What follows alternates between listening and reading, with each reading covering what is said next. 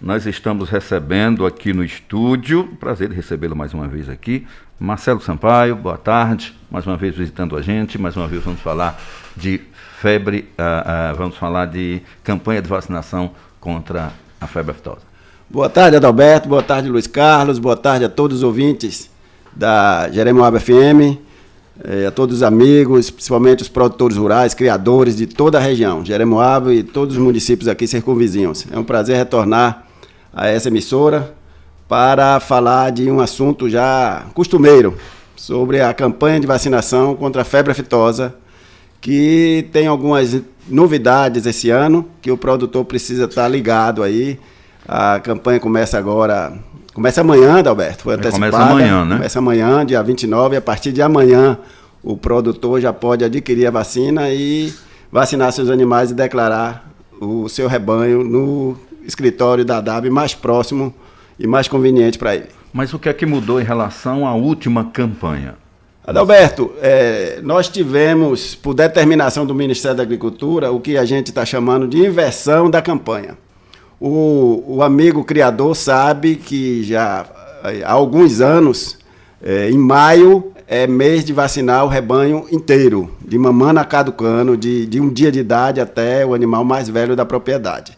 E em novembro, os animais jovens, animais de um dia de idade até 2 anos de vida.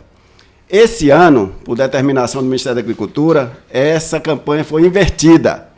No mês de maio, aqui agora, na campanha que se inicia amanhã, o produtor está obrigado a vacinar tão somente os animais jovens, os animais até 24 meses. Isso é muito importante. Primeiro, para não gastar dinheiro à toa com vacina para o rebanho todo. Segundo, é porque em novembro ele vai ter que vacinar o rebanho inteiro. Tá certo? O rebanho foi invertido. A campanha de maio agora vai ser só os animais jovens, até 2 anos, e em novembro o geral. Tá certo? Mas os cuidados permanecem o mesmo depois da vacina? Cuidado com o transporte da vacina? Exatamente. Mas antes de falar disso, eu queria falar o porquê dessa inversão.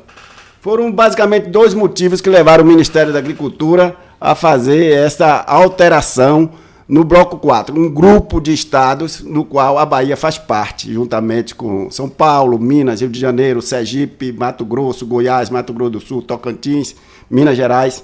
É o Bloco 4 do Brasil, que vacina dentro de uma mesma estratégia. Maio, rebanho completo, novembro, rebanho até 24 meses. Essa inversão se deu principalmente pela incapacidade das indústrias de vacina produzirem o quantitativo suficiente para se vacinar o rebanho agora em maio. O amigo criador deve estar se lembrando que nas campanhas anteriores houve um certo desabastecimento de vacina no mercado. Em função disso, as campanhas foram prorrogadas, foi dado mais prazo e etc.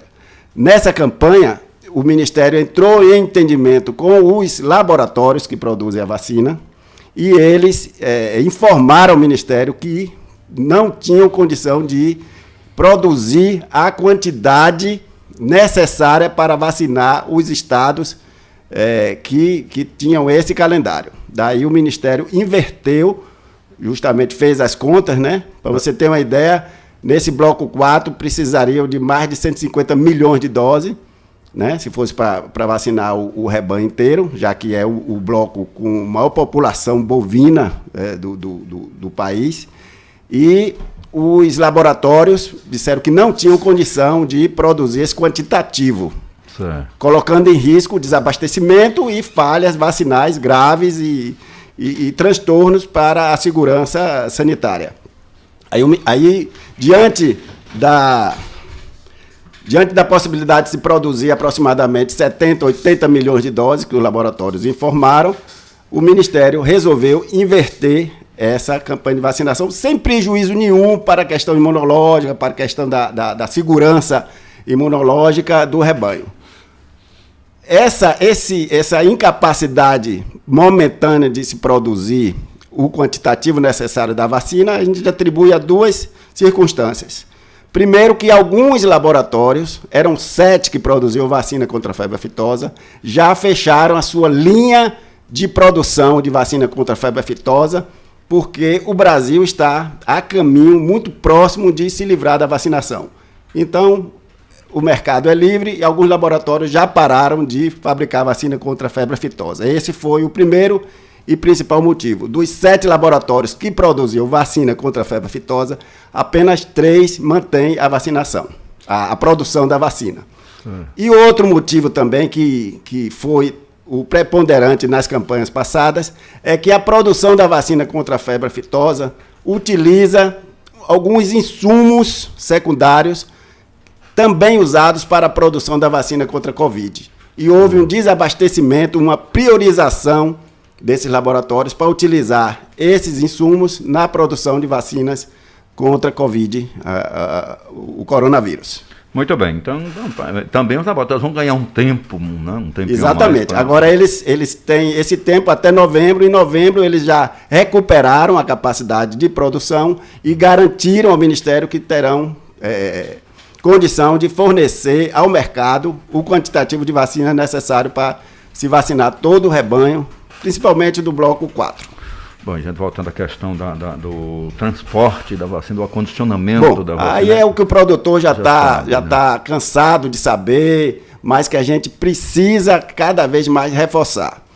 O produtor, ele precisa se dirigir primeiro a uma revenda credenciada, um revendedor de vacinas credenciados. Ao fazer isso, ele está consciente de que aquele revendedor é fiscalizado, é acompanhado, a cadeia de frio, a temperatura da geladeira desse estabelecimento é controlado, é fiscalizado pela DAB, tá certo? A vacina é controlada do ponto de vista quantitativo e qualitativo por um sistema informatizado, e ele vai adquirir essa vacina com a nota fiscal, tá certo? Vai levar essa vacina para casa dentro de uma caixa de isopor com bastante gelo, e ele tem que vacinar isso o mais rápido possível. Ele não pode deixar essa vacina na geladeira para vacinar 3, 4 dias depois. Ele tem que vacinar o mais rápido possível, tá certo? Após vacinar seus animais, ele, com a relação dos seus animais, quantos bezerros machos, quantas bezerras fêmeas, quantos mamotes, quantas mamotas ele vacinou, ele vai se dirigir ao escritório de ADAB da sua preferência, para fazer a declaração da vacina dos animais de um dia de vida até 24 meses de vida. Certo. Paralelo a isso, ele precisa fazer a declaração do rebanho também não vacinado, para atualizar seu cadastro, manter seu cadastro em dia e não correr risco de um bloqueio do seu cadastro para trânsito, nem muito menos uma multa, porque a vacinação contra a febre aftosa é obrigatória por lei. E quem não vacina está sujeito às penalidades previstas na legislação. Previsão para a gente ficar livre de vacinação? Olha, Adalberto, existe um protocolo, né, entre os estados do Bloco 7 e o Ministério da Agricultura, né? Existe uma entidade, né, um fórum de decisão que envolve o setor governamental, setor produtivo, as agências de defesa, que prevê uma pactuação de exigências. Alguns estados estão mais avançados, outros menos avançados. Mas o que é certo é que o bloco só vai sair todo, como se chama, em bloco, por questões de mercado. Não se pode tirar um estado, elevar o status de um estado e não elevar dos demais, porque existem questões de fronteiras, de trânsito, de comércio, de fornecimento de bezerros, e que não pode não pode se isolar no estado, entendeu? Então tem que sair em bloco. E aí é a dúvida. Pela pactuação, agora em 2023, estava previsto para o bloco 4 avançar no status para livre sem vacinação. A Bahia deixaria de vacinar agora em 2023. Se isso vai acontecer ou não, vai depender das ações, principalmente dos governos, reforçando seus órgãos de defesa, né, com estrutura material, com veículos, com concurso público para contratação de mais gente, Porque, Adalberto, para o leigo pode parecer, ó, deixou de vacinar, a estrutura dos órgãos de defesa, elas podem ser minimizadas. Muito pelo contrário. As estratégias de defesa agropecuária para uma região sem vacinação, elas têm que ser muito mais contundentes, baseadas em outras estratégias que não vacinação. O risco da reintrodução do vírus é maior, os animais vão estar sem a imunidade. Se entrar um vírus, o efeito danoso pode ser muito maior, de forma que as estratégias mudam, para a vigilância ativa, o controle efetivo de trânsito, barreiras sanitárias, como ocorre nos estados que já não vacinam mais. Então, é uma mudança de estratégia que implica em mudança de estrutura, de número de pessoas, de veículos, de barreiras e etc. Muito bem, agora para a gente finalizar aqui, com relação à raiva, né? Tem aparecido foco de raiva aqui na região, teve, acho que Pedro Alexandre, né? Se falou aqui em Jeremó, mas parece que não tem nada oficial. Repare bem, Adalberto, chegou ao nosso conhecimento extraoficialmente de rumores de ocorrência de raiva. Sim. O que eu queria dizer ao produtor e ao público é que a raiva rural, a raiva dos animais de fazenda é uma doença endêmica.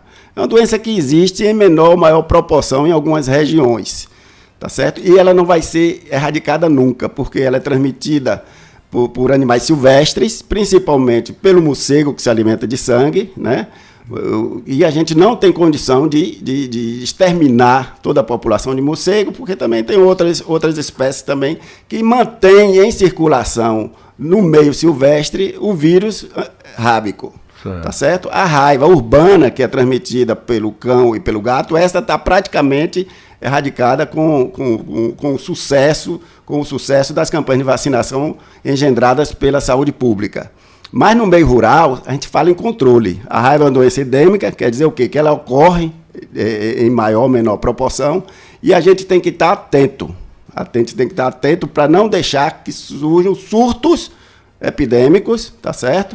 Com índices que coloquem em risco a economia da pecuária e muito menos a saúde pública, visto que a raiva é uma zoonose importante, tá certo? Que mata o ser humano, né? E a gente tem que manter essa circulação viral a menor possível. E quais são as estratégias para isso? Educação sanitária, vigilância passiva. Vigilância passiva, o que quer dizer isso? O produtor precisa notificar a ADAB toda vez que ele suspeitar que tem animais com doenças parecidas com a raiva na sua propriedade. Tá certo? A gente chama de síndrome neurológica. Qualquer doença do sistema nervoso de animais de criação deve ser obrigatoriamente, né, notificadas ao Serviço de Defesa. Aí o Serviço de Defesa tem 24 horas para atender, coletar um material, tudo de graça, Adalberto, tudo de graça. O produtor não paga nada. Coleta material, envia para o LACEN. Se vier o diagnóstico positivo, se começa um processo de saneamento do foco, de atendimento ao foco, a região perifocal, com atividades de educação sanitária, bloqueio vacinal, né? Prospecção de abrigos de morcego, possível controle populacional de morcegos hematófagos. E é um trabalho que a gente faz de rotina. Só para você ter uma ideia, em 2021 nós tivemos 31 focos de raiva no estado da Bahia notificados e atendidos pela DAB. A gente sabe que existe uma subnotificação, daí as ações de educação sanitária, as entrevistas em rádio, são importantes para a gente difundir isso para o produtor e para toda a comunidade rural, de que devem notificar a presença de animais doentes, devem também notificar se tem muito animal, além da conta, mordido por morcego na sua propriedade, se descobrir algum abrigo de morcegos, tá certo? Também notificar para a gente fazer o cadastramento, o monitoramento e um possível controle populacional. Então, o programa da raiva é um programa de controle. Ele precisa da participação do produtor. Rumores de que ocorreu raiva, existem muitas doenças que apresentam uma sintomatologia que o animal fica parecido com raiva. Só o teste laboratorial que pode comprovar que é raiva ou não, tá certo? E isso, o Estado, a ADAB, faz isso obrigatoriamente, tá? Em 2021, nós não deixamos de atender nenhuma notificação. Nós recebemos mais de 100 notificações através de um sistema informatizado. Hoje o produtor e o vaqueiro, ou a comunidade em geral, o agente comunitário de saúde, que são parceiros nossos, pode usar de qualquer fonte, de qualquer instrumento para notificar. Telefone, e-mail. No site da ADAB existe um link direto onde qualquer cidadão pode notificar qualquer doença. E aqui eu estou falando especificamente da raiva, mas também outras doenças também, né?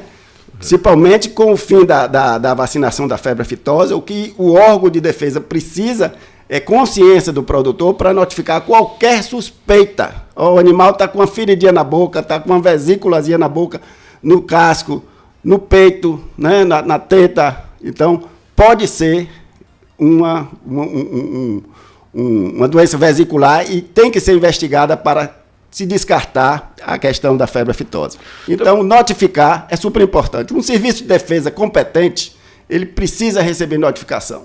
Tá certo. Então, só para a gente fechar aqui por causa do meu tempo, né? Então, a vacinação começando amanhã. Exatamente. Eu queria conclamar todos os produtores de Jeremoabo e toda a região para, a partir de amanhã, vacinar seus animais de 0 a 24 meses de idade. Sem esquecer também do georreferenciamento, que é condição fundamental para a Bahia ficar livre dessa vacinação contra a febre aftosa. E informar aos criadores e à população de Jeremoabo que nosso escritório aqui de Jeremoabo mudou de endereço. Não é mais na Praça do Forró. O escritório da ADAB em Jeremoabo está funcionando no Parque de Exposição, juntamente com a Secretaria Municipal de Agricultura. Muito bem, Marcelo, eu agradeço mais uma vez a sua participação e dizer que estamos às ordens. Ok, muito obrigado, Adalberto, e a Jeremoabo FM, e um abraço para todos os criadores da região.